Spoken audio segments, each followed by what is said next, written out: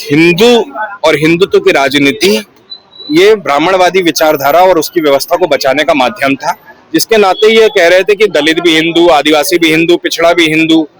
लेकिन जहां बात आई उनको अधिकार देने की, वहां इनकी परतें खुल गई हैं। हिंदुत्व और हिंदू राष्ट्र और हिंदू एकता एक मिथ्या है।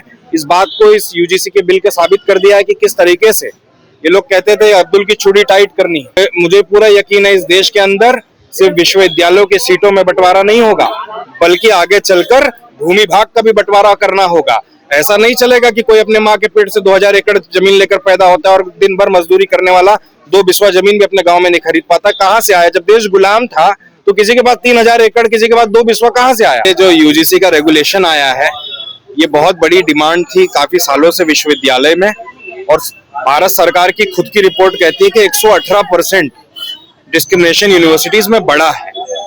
अगर आपने प्रॉब्लम को आइडेंटिफाई कर लिया है तो उसका सोल्यूशन भी आपको लाना पड़ेगा। उस सोल्यूशन को लाने के लिए यूजीसी रेगुलेशन लाया गया। अब यूजीसी रेगुलेशन के नाम पे आने के बाद नरेंद्र मोदी जो अपने आप को कट्टर हिंदू, नॉन बायोलॉजिकल कहते थे, उन्हीं के कार्यकर्ता उनको तेली बना दिए एक दिन में। उन्हीं के कार्यकर्ता उनको माँ बहन की गालियां बकने लग गए।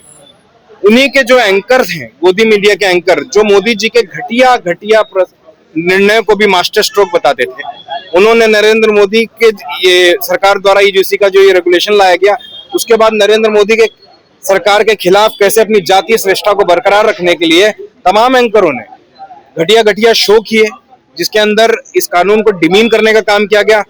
एक एंकर है चित्रा त्रिपाठी, उन्होंने एक हेडलाइन चलाई कि ब्राह्मण ठाकुर जीत गया और बंटवारा वाला हार गया। तो यानी उन्होंने बता दिया कि ये देश में बंटवारा है। हम तो नहीं कहते थे 80 करोड़ और 85 की बात, 20 की बात हम नहीं करते थे, योगी जी करते थे।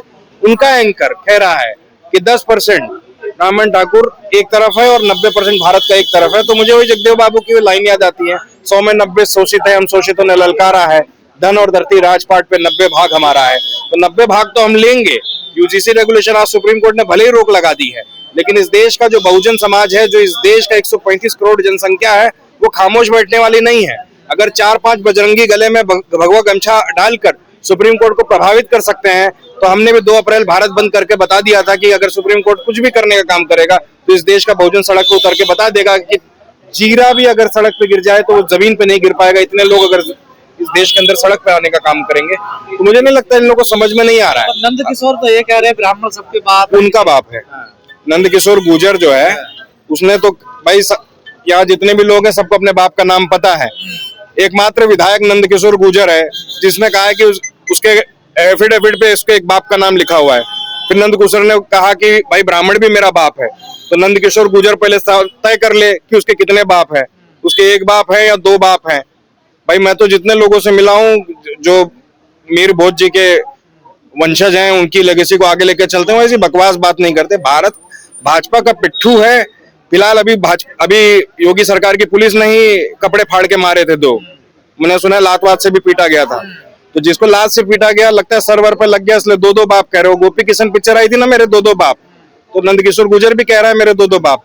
बोलने से पहले देखिए, हिंदू और हिंदुत्व की राजनीति ये ब्राह्मणवादी विचारधारा और उसकी व्यवस्था को बचाने का माध्यम था, जिसके नाते ये कह रहे थे कि दलित भी हिंदू, आदिवासी भी हिंदू, पिछड़ा भी हिंदू। लेकिन जहां बात आई उनको अधिकार देने की, वहां इनकी परतें खुल गई हैं। हिंदुत्व और हिंदू राष्ट्र और हिंदू एकता एक मिथ्या है। इस बात को इस यूजीसी के बिल के साबित कर दिया है कि किस तरीके से ये लोग कहते थे अब्दुल की चूड़ी टाइट करनी है। आज खुद का पाना फेल हुआ है तो रोने को आ गया। पर मुझे पूरा यकीन है इस देश के अंदर सिर्फ विश्वविद्यालयों के सीटों में बंटवारा नहीं होगा, बल्कि आगे चलकर भूमि भाग का भी बंटवारा करना होगा। ऐसा नहीं चलेगा कि कोई अपने माँ के पेट से 2000 एकड़ जमीन लेकर पैदा होता है और दिन भर मजदूरी करने वाला 2 बिस्वा जमीन भी अपने गांव में नहीं खरीद पाता। कहाँ से आया? जब देश गुलाम था तो किसी के पास 3000 एकड़, किसी के पास 2 बिस्वा कहाँ से आया? ये जो डिफरेंस है सोसाइटी में, ये डिफरेंस को मिटाना पड़ेगा। आप हार्वर्ड जाइए, आप लंदन के तमाम यूनिवर्सिटी में जाइए, वहाँ डाइवर्सिटी ग्रुप्स बने हुए हैं। डाइवर्सिटीज को इंश्योर करने के लिए तमाम यूनिवर्सिटी काम करती है। इंफ्रास्ट्रक्चर से यूनिवर्सिटी नहीं बनती। अब लोग बोलते हैं डिस्क्रिमिनेशन कैसे होता है। Discriminations are not in words, discriminations are in grading. Words में आपको डिस्क्रिमिनेशन नजर नहीं आएगा, लेकिन जब दलित छात्र, पिछड़ा वर्ग का छात्र, आदिवासी वर्ग का छात्र जब पढ़ने जाता है तो उसकी ग्रेडिंग में उसको जातिवाद आपको नजर आएगा। उसके इंटरव्यू में कैसे मार्क्स देंगे। मुझे अभी भी याद है, यूपीएससी की एक टॉपर थी जिनको सवाल पूछा गया था इंटरव्यू में कि साड़ी कैसे पहनते हैं, और उस साड़ी पहनने के सवाल पर उन्हें 190 नंबर दिया गया। और मैं ऐसे भी लोगों को जानता हूं जिनसे वर्ल्ड पॉलिटिक्स, जियो पॉलिटिक्स डिस्कस करने के बाद उन्हें 120 नंबर दिया गया। लेकिन प्रशांत जी, अब ये कहा जा रहा है कि आप लोगों से अब सवर्णों को खतरा है। देखिए, अब आगे सवर्ण भी हो गए हैं यहाँ पे। भाई, अगर शराब के खिलाफ कानून आ जाए तो शराबियों को बड़ा दुख होता है, चोरी के खिलाफ कानून आ जाए तो चोरी को बड़ा दुख होता है, बलात्कार के खिलाफ अगर फांसी की सजा मुकर्रर कर दी जाए तो राम रहीम, आसाराम, सिंगर जैसे लोग दुखी हो जाएंगे। उसी प्रकार देखिए, मैं अभी भी कहता हूँ जातिवाद जो है, भेदभाव जो है, ये किसी स्कूल में या किसी सिलेबस का हिस्सा नहीं है, ये परवरिश का हिस्सा है, ये संस्कार का हिस्सा है। तो जो माँ बाप ने अपने बच्चे को घटिया संस्कार दिए हैं, भेदभाव करने के संस्कार दिए हैं, उसको 5 साल की उम्र से बताया है कि तुम उच्च हो और तुम्हारे सामने रह रहा वो झोपड़पट्टी में लड़का नीच है, तो वो जाकर अगर विश्वविद्यालय में आपके दिए हुए संस्कार का मुजाहरा करेगा तो जाहिर सी बात उसके ऊपर कानूनी कार्रवाई होगी। तो आप अच्छे संस्कार दीजिए, आपको डरने की जरूरत नहीं है। अरे ये तिलिया जो है, ये गधों को घोड़ा बनाने का काम कर रहा है। देखिए भाई, ऐसा है कि हम लोग गधे हो चाहे घोड़ा हो, हम यहाँ इंसानों की बात कर रहे हैं। ये मैं आजकल बड़ा ट्रेंड देख रहा हूँ, कोई गधा बना रहा है, कोई घोड़ा बना रहा है, कोई शेर बना रहा है। ये इंसानों का देश है, कानून इंसानों पे लागू होता है। बाकी हमें पता है कि हमने बहुत सारे घोड़े अपने अस्तबल में ही बांध के रखे हैं। और प्रशांत जी, जिनके दिमाग में भरा हुआ है जातिवाद, भेदभाव, वो कैसे निकले? मैं वही कह रहा हूँ ना, ये संस्कार का हिस्सा है। आप अपने बच्चों को अच्छे संस्कार दीजिए, आप अपने बच्चों को मानवतावाद सिखाइए, आप अपने बच्चों को ये सिखाइए कि जन्म से कोई ऊंच नहीं, जन्म से कोई नीच नहीं। तो आपका बच्चा क्यों जाकर विश्वविद्यालय में जातिवाद करेगा।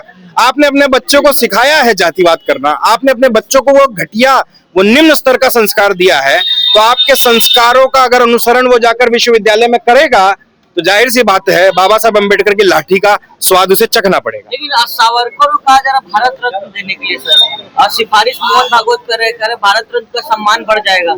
अरे मोहन भागवत क्या बोलते हैं, कोई महत्व है क्या? मोहन भागवत कौन है? कोई संस्कारी पद पे है क्या?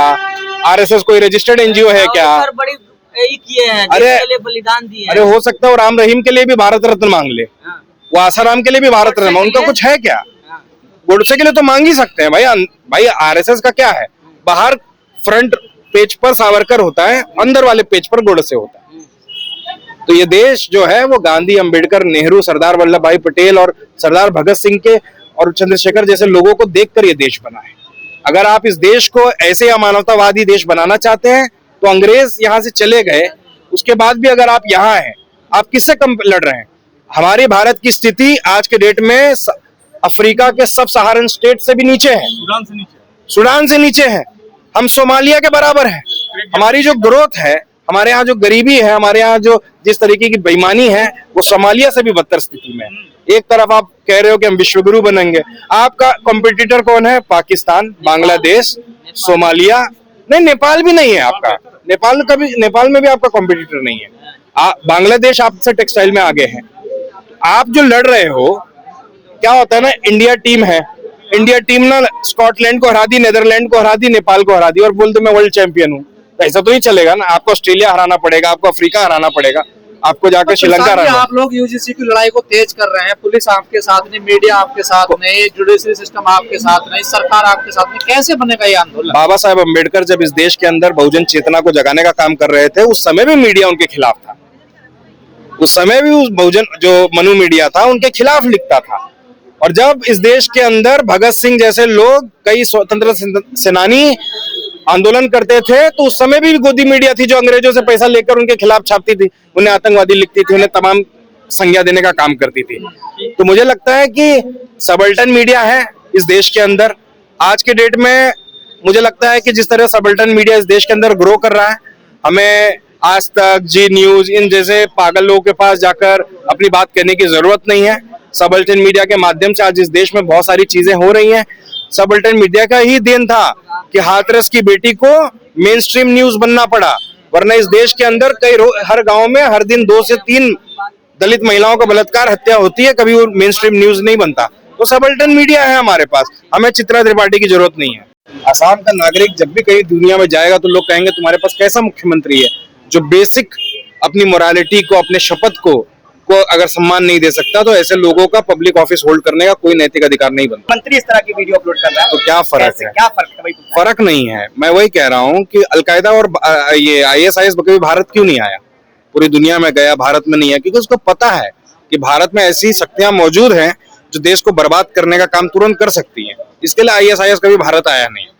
तो हेमंत बिस्वा शर्मा ने जो एक माइनॉरिटी कम्युनिटी को अटैक करने की कोशिश की है, बंदूक के माध्यम से दिखाने की कोशिश की है, कितने लोगों को प्रेरित कर सकता है उनके बजरंग दल वाले, विश्व हिंदू परिषद वाले अगर सही मायनों में जाकर लोगों की अगर गोली मार के हत्या करने लगे तो इसका जिम्मेदार कौन होगा? छोटी छोटी आलोचनाओं पर UAPA का मुकदमा दर्ज करने वाले हिमंत बिस्वा शर्मा को के ऊपर मुझे लगता है सुप्रीम कोर्ट को आदेश देना चाहिए कि मुकदमा होना चाहिए। ये बिल्कुल भी फिट आदमी नहीं है इस समय कुर्सी पर बैठने के लिए।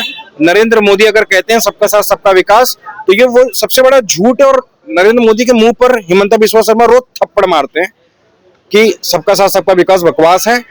कोई कहता है, वो कह रहे हैं कि कोई मियाँ 5 रुपया मांगे तो उसे 4 रुपया दो। शर्म आनी चाहिए। लेकिन प्रधानमंत्री तारीफ करते हैं कि हेमंत बिस्वा शर्मा ने बहुत अच्छा काम किया, असम में घुसपैठिया रोक दिया है। मोदी जी किसी भी अच्छे आदमी की कहाँ तारीफ करते हैं? मोदी जी डोनाल्ड ट्रंप की तारीफ करते हैं, मोदी जी मुशर्रफ की भी तारीफ करते हैं, सॉरी क्या नाम है उसका, नवाज शरीफ की भी तारीफ करते हैं। बिरयानी खाने गए थे, उनकी माँ के लिए साड़ी लेने गए थे। कोई सही आदमी के साथ आपने नरेंद्र मोदी को देखा है? कोई वैज्ञानिक के साथ कभी दिखेंगे, बागेश्वर जैसे बाबा के साथ, कोई अंधविश्वासी रामभद्राचार्य के साथ, कभी किसी वैज्ञानिक के साथ, किसी दूरदर्शी के साथ कभी दिखते हैं नरेंद्र मोदी? नरेंद्र मोदी का एक ही मकसद है कि अपनी सत्ता बचाना, भले वो चाहे देश, अभी उन्होंने ट्रेड डील में हमारे देश को बेचने का काम किया। जिसको नहीं पता हो, ट्रेड डील में उन्होंने देश को बेचने का काम किया। हमारे देश की जो सोवरेनिटी है उसको ताक पे रखी। किस लिए? एप्स्टीन फाइल से बचने के लिए। और उनके जो दोस्त है, जो उनका मालिक है, हमारे प्रधानमंत्री का मालिक है गौतम अडानी, उसके ऊपर SEC की जो कार्रवाई चल रही है उसको रुकवाने के लिए नरेंद्र मोदी ने हमारे भारत की किसानों के हितों को अमेरिका के हाथों बेचने का काम किया है। सीधा खुलेआम भड़का रहे हैं। नहीं, स्वाभाविक बात है, किसी भी डेमोक्रेसी में इस बात की जगह है क्या? मियाँ मुसलमान क्या है? लोग इस बात को समझने की कोशिश करें। जो बंगाली बोलने वाले मुसलमान हैं उनको मियाँ मुसलमान कहा जाता है आसाम वाले रेंज में। मतलब आप अपने ही देश के नागरिकों के खिलाफ इस तरीके की दुर्भावना अपने मन में रख रहे हैं। मुझे लगता है आपके बच्चे भी कितने शर्मिंदा होते होंगे हिमंत बिस्वा शर्मा के, कि कैसा नफरती बाप है, कैसा, मतलब ये क्या संस्कार अपने बच्चों को देगा? तो घर का जब बड़ा ही नालायक हो जाए तो उसे तत्काल घर से बाहर निकाल के वृद्धाश्रम में भेज देना चाहिए। कोर्ट भी स्वतः संज्ञान नहीं लेता ना। कोर्ट तो कहाँ लेगा स्वतः संज्ञान? कोर्ट में क्या ईमानदार लोग हैं क्या? आप जब तक इस मनुवादी भ्रष्ट कोलेजियम से बाहर नहीं आएंगे कैसे होगा? भाई, भारत एकमात्र देश है जहां वैज्ञानिक जेल के अंदर है, सोनम वांगचू,